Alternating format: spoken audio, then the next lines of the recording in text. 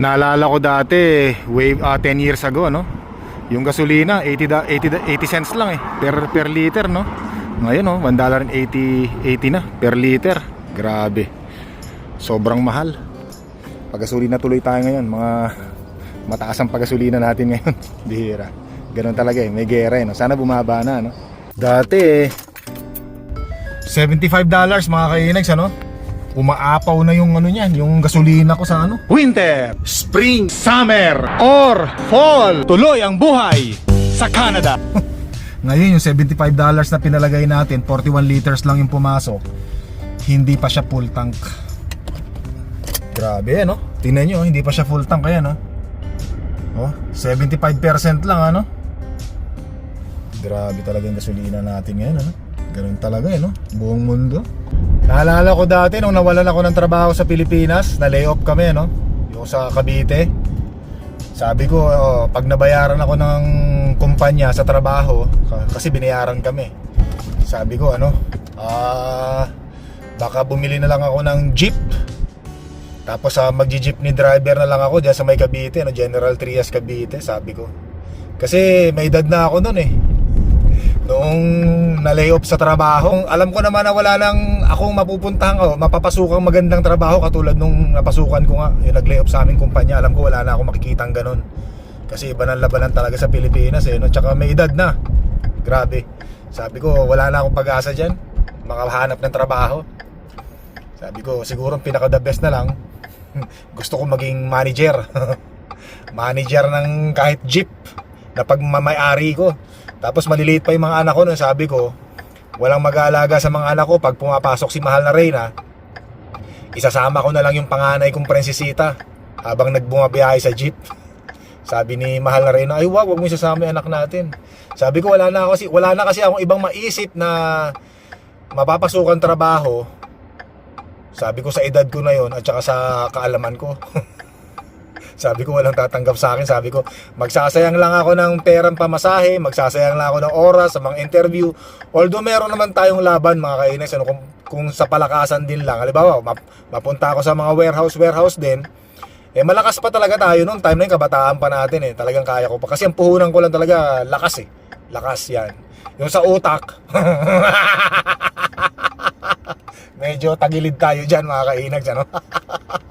Yan, nagkwento ko naman sa inyo kasi hindi ako nagseryoso sa pag-aaral nung araw eh, kaya pinagsisihan ko yun nung nagkaedad na ako at nagkaroon na ng pamilya. Yan, kaya sa mga kabataan, mag-aral kayo hanggat kaya pa kayong pag-aralin ng inyong mga magulang, mag-aral kayong maigi. Seryosohin ninyo dahil magagamit nyo yan sa inyong pagtanda, sa inyong paglaki, sa pag-abot ng ating mga pangarap. Kailangan natin yung pag-aaral na yan, yung talino na hindi mananakaw nino man, di ba mga kainags, ano? So yun. Hindi naman natuloy kasi pinalad pa rin tayo. Awa naman ng Panginoon, nabigyan din ako ng trabaho noon 1 taon. May nakilala tayo. Pero syempre hindi naman ganun kalakihan yung sweldo. Pero importante, nagkaroon tayo ng trabaho at hindi tayo ginutom mga kainags, ano? At hindi natin nagastos yung binayad sa atin nung kumpanya. So yun, hanggang sa sinuwerte, nakapag Canada. Dire-diretso na yun na yun. Dito tayo sa ngayon sa Best Buy mga kainags, at bibili lang ako nung Action Osmo DJI 6. Yan, di ba? Nabanggit ko naman sa inyo.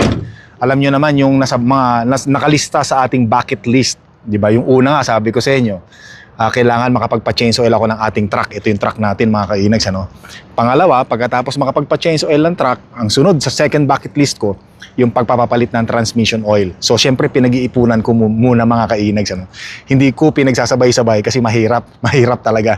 So hanggang sa it takes time naman, hindi naman tayo nagmamadali. So pagkatapos ng transmission oil, di ba napanood nyo nakarang vlogs natin, nagpa-transmission oil na tayo ng ating truck. Ito. Di ba? Okay na siya. Okay na yung kanyang health. So ngayon naman, yung pangatlong ang ating pangatlong nasa bucket list, yung sabi ko nga sa inyo, yung pagbili ko ng ng DJI pala action camera, kasi ayoko nang nagagamit masyado tong ating camera, yung ating cellphone mga kainags. Natatakot ako baka bumagsak. Sayang naman nandito lahat ng ating mga pangangailangan. So yun. So ngayon meron naman tayong naipon na kahit papaano. Magtatanong tayo dito sa Best Buy kung meron silang DJI Osmo Action 6. O, diba? So, doon po sa mga hindi nakakaalam, ano, dati po ang ginagamit kong camera, action camera, ay ang GoPro. Kaya lang, nasira na yung aking GoPro.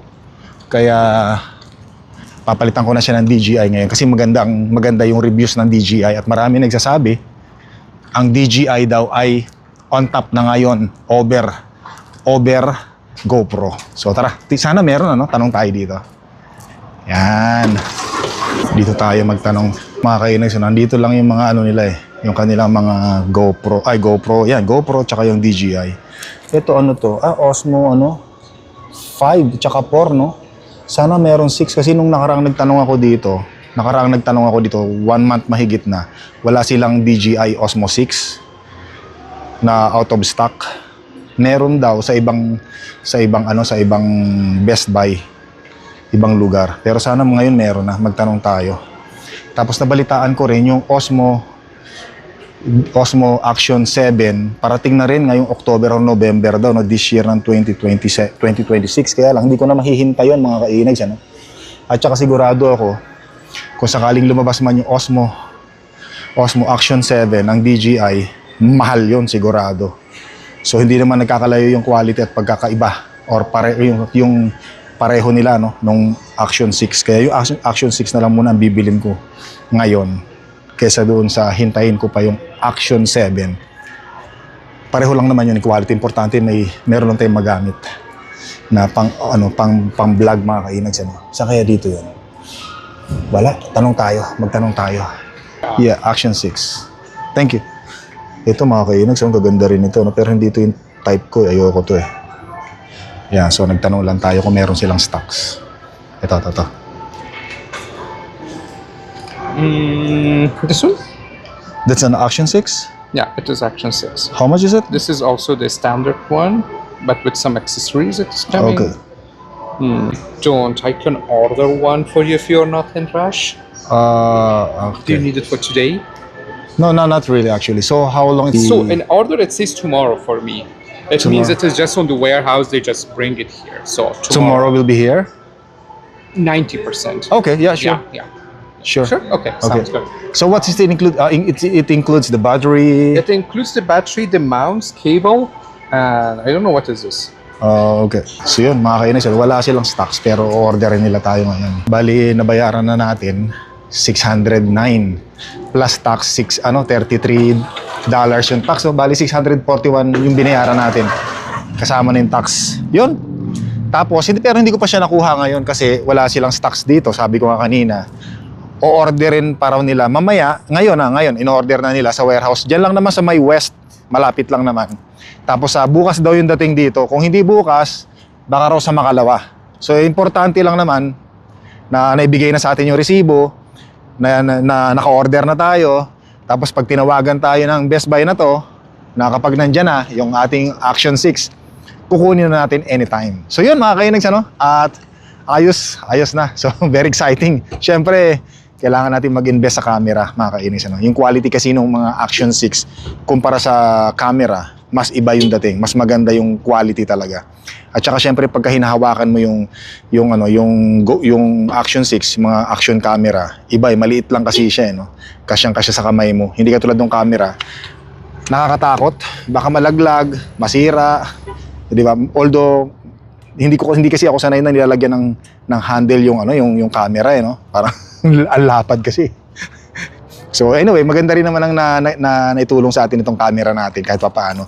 Alternate habang wala pa tayong action camera. Kasi yung GoPro 12 ko, medyo nag-aalburuto na eh. Minsan walang sounds, minsan may sounds. Kaya ayoko naman mag-aksaya ng oras doon. Baka mamaya, salita ako ng salita, ang ganda ng mga kuha ko. Tapos wala namang sounds, may problema ang sounds, no, di ba? So sa mga vlogger, medyo nakaka-disappoint. Yung bang ang haba na ng vlogs mo, ang ganda na ng mga naipakita mo, ganda na ng mga punchline mo, ang ganda na ng mga banat mo sa pagsasalita. Tapos pagka ini-edit mo na, walang sound, sira yung sounds, nakaka-depress, nakaka-disappoint, masakit sa ulo. Sa totoo lang, masakit sa ulo. Yan yung mga vloggers na nakakapanood, alam nila yung mga sinasabi ko. Yun, syempre, alam niyo naman siguro, pagkatapos itong Action 6 na camera natin, meron akong sunod na balak bilhin, mga kainags, ano. Yun. Comment down section below na lang kung sino yung nakakaalam doon sa balak kong bilhin. Balak lang naman, hindi pa sigurado. Kasi ngayon, iniisip ko talaga ngayon na pagkagastusan yung madalas magamit kaysa doon sa hindi madalas magamit. Yan, syempre ganun. Kailangan wise na ngayon. Although syempre minsan talagang hindi natin maiwasan, nagkakamali tayo. Normal lang yan, nagkakamali minsan, di ba? Pero maging aral sa atin yun minsan, yung pagkakamali. Move on, ganun talaga. So ngayon, saan ako pupunta? Hindi ko alam. Ang bihira, kala ko kasi meron dito. Pero kung sinabi sa akin ng Best Buy na punta ka na lang doon sa sa West, meron doon. Kaya lang tinanong ko sa kanila, sabi ko, meron ba sa West na malapit dito na Best Buy din na pwedeng bilhan? Ang sabi nila, meron silang nakita doon sa West na Best Buy. Kaya lang hindi nila sinisigurado sa akin na kapag pumunta ako doon, nandoon pa rin yun. Or baka minsan hindi pa na-update yung system, wala na pala. Pero meron pa sa system, parang gano'n. O sabi ko, sige, ganito na lang, para sigurado, dito na lang ako. Hintayin ko na lang. Hindi naman ako nagmamadali, sabi ko. Yeah. Anak ng tipaklong. Kaya pala pinagtatawanan ako doon ng mga tao sa Best Buy. Ganito pala itsura ko nung binaligtad ko yung sombrero ko. Kasi parang kulay buhok nga, di ba? Itim, no? Yung sombrero ko, parang buhok, tapos na parang napanot dito. Kaya pala sabi ko, tingin sa akin yung mga customer doon, tsaka yung mga staff.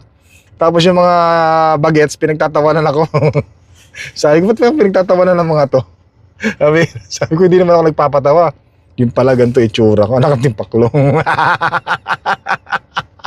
Ay, ganito na nga lang natin. Pa kasi ako nagsusombrero eh. Ay, wag. Mas ano ngayon, baka masilaw yung mga kasalubong natin kasi tingnan nyo, ang ganda ng sikat ng araw, mga kainags, oh. Hindi, so tayo kasi kailangan eh. Yung mga puno, oh, lumalabas yung mga bulaklak, mga kainags, ang ganda, oh. Tingnan nyo, oh. Nakakatuwa, no? Ano na pala ngayon, mga tagbulaklak na. Mga tao ngayon, tuwan-tuwa kasi init na eh. Naka-t-shirt na at naka-short. Grabe yung parking ng Home Depot, mga kainags, ano? Punong-puno yan, no? Meron lang tayong mga nakikita mga extra, pero mangilan-ngilan lang yan. Kasi ang dami nang bumibili ng mga ano ngayon, ano? Mga pang-project sa bahay, oh. Tsaka ang ganda kasi ng panahon. Grabe, nakakatuwa, oh. Dami ng mga ano, ayun, ang daming namimili, oh. Ito, mga pang-garden. Uy, tingnan nyo, oh.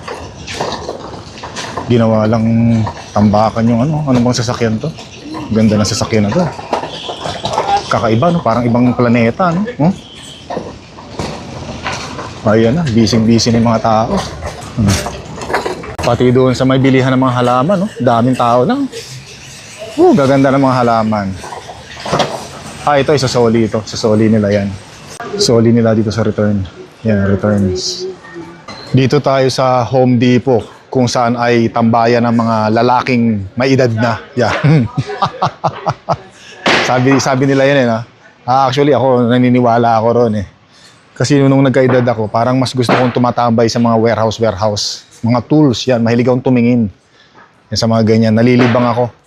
Parang mayroong satisfaction akong nararamdaman kahit wala akong mabili. Yan, no? Nako. Dito tayo. Ang daming tao rito. Ang gaganda ng mga bulaklak. Grabe. Superb. Para ako nasa paraiso, ah. Kita niyo yung mga bulaklak na to, mga kainags, oh. Oh? Gaganda, no? Ang bihira naman, oh. Walang amoy. Yan, dito muna tayo. So, yun nga pala. Kaya gusto ko na rin bumili ng Action 6 na camera ngayon. Kasi pupunta tayo ng New York, mga kainags, ano? Alam nyo naman yan. Sa August. Mas komportable akong gamitin kasi yung action camera kaysa sa cellphone. Kasi pag nandoon tayo sa New York, nasa crowd tayo, maraming tao, abay syempre, Mas nakakatakot gamitin yung cellphone, mga kainags, ano? Baka mamaya mabangga tayo ng mga kasabay natin, mga kasalubong natin. Malaglag yung cellphone natin, matapakan, wasak, sigurado wasak yan. Ito naku, tingnan nyo, magaganda nung mga bulaklak, oh. Sus Mario Josep talaga naman. Naku po, Panginoon, no? Gaganda, oh. Ayan, mga kainags, oh. Kita nyo naman talaga sa ganda, no? Ang ganda sa mata. Kaya, isa sa mga pinakamagandang season dito sa Canada, yung spring. Yung nagsusulputan ng mga bulaklak. Tapos yung fall naman, fall season, yun naman yung mga dahon na nag-iba't ibang kulay. 'Di ba? Sa ngayon, enjoy muna natin yung mga bulaklak. Na sumisibol ngayong spring. So yun, kaya sabi ko kailangan bago mag-August, bago tayo pumunta ng New York, kailangan makabili na ako ng Action 6. Alam niyo naman kung gaano komportable yung action camera kaysa sa mga cellphone lang. Siyempre, itong cellphone na ginagamit natin, sabi ko nga sa inyo dito na rin yung mga ginagamit natin sa lahat ng pang-araw-araw, ng mga files na nandito. At saka, siyempre, mas yung battery niya, yung battery ng Action, Action 6, medyo matagal. Siyempre, itong camera natin, natatakot din tayo kasi yung battery niya, baka malobat. Tapos, pag kailangan na natin, patay. Wala tayong magamit na cellphone kasi lobat na. Kaya ginagamit natin sa pagbablog natin, ano?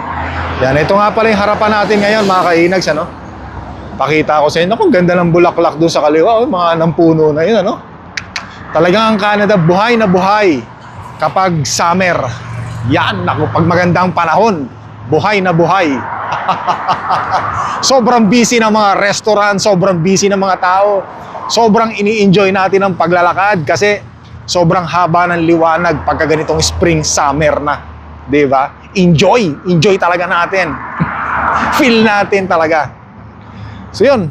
Tapos basta mas komportable akong gamitin yung Action 6. Yung GoPro ko nga dati, sobrang gamit na gamit 'yun, mga kainis. Sobrang gamit na gamit 'yun. Medyo nasira lang kasi nalaglag. Nagkaroon ng lamat. Kaya siguro yun yung naging dahilan kung bakit nagkakaproblema sa audio. Ganun talaga, syempre ganun talaga. Araw-araw natin ginagamit, hindi maiwasan. At least inabot siya ng 2 taon. Yan. Tsaka syempre, sobrang excited ko na. Makikita ko na rin yung pinapangarap ko, imposibleng pangarap ko na mangyari dati, no? Ngayon posible na, pero syempre hindi pa rin siya natutupad kasi hindi pa naman tayo nakakapunta doon sa New York para makita yung Statue of Liberty, mga kainags, ano? 'Di ba? Pag nandoon na tayo sa Statue of Liberty, nakaakyat na tayo doon sa corona ng Statue of Liberty, yun masasabi nating natupad na yung isa sa mga imposibleng pangarap nating mangyari. Pero sa ngayon, hintay-hintay muna. Excited. Coffee muna ako.